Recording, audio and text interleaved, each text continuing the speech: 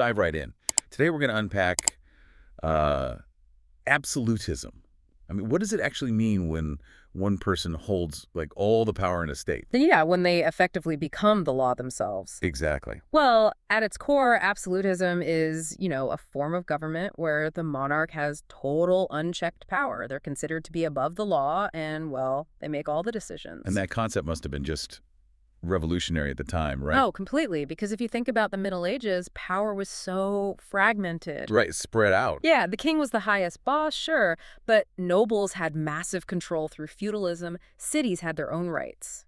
So this shift, starting around the 16th century, was this huge push by monarchs to kind of gather all that power for themselves. And that push was hugely contentious. It was not a smooth transition at all. I can imagine. And what's fascinating is that this drive for central power often provoked, the complete opposite reaction. You mean like with Philip II in the Netherlands? Precisely.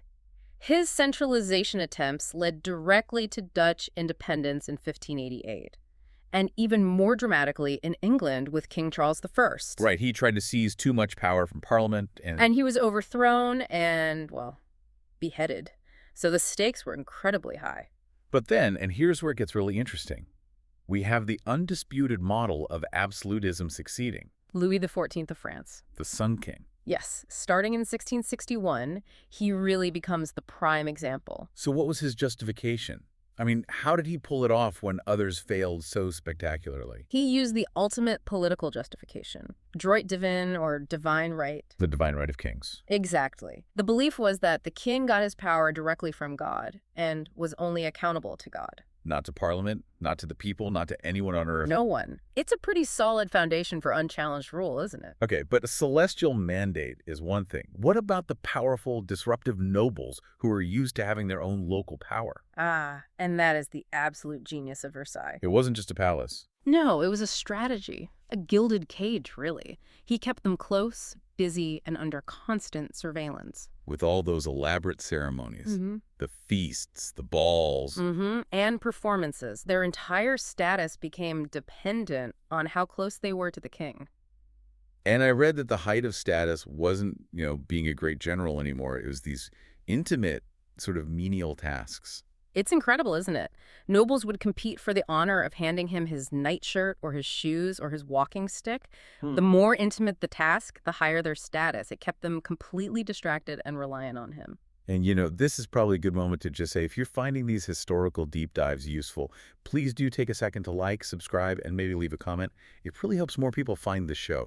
So absolutism wasn't just about the king's personality then. It had a real structure. Oh, absolutely. You can break it down into 4 concrete pillars that held the whole system up. Okay, let's walk through them. Pillar 1 would be political. Political. So he relied on loyal, appointed bureaucrats to run the country, bypassing the old, unreliable nobles. Makes sense. Pillar 2? Military. He maintained a permanent standing army, centrally funded and loyal only to him. This made France the strongest land power in Europe. Okay, so political, military. Third would have to be economic.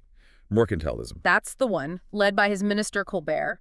The state got actively involved, boosting domestic trade and charging really high import taxes on foreign goods. To keep the wealth inside France. Keep it all circulating internally.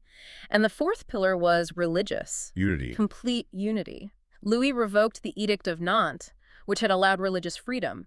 He wanted one king, one law, one faith. Which caused thousands of Protestants, the Huguenots, to flee. It did. But from his perspective, it consolidated his authority.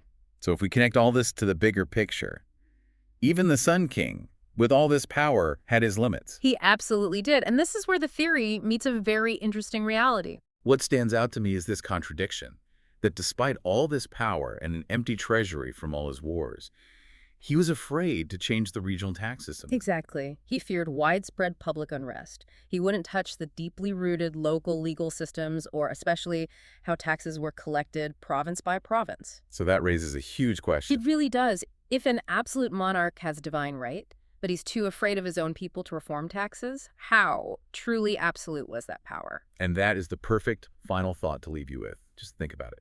This 17th century idea that legitimate power comes directly from God.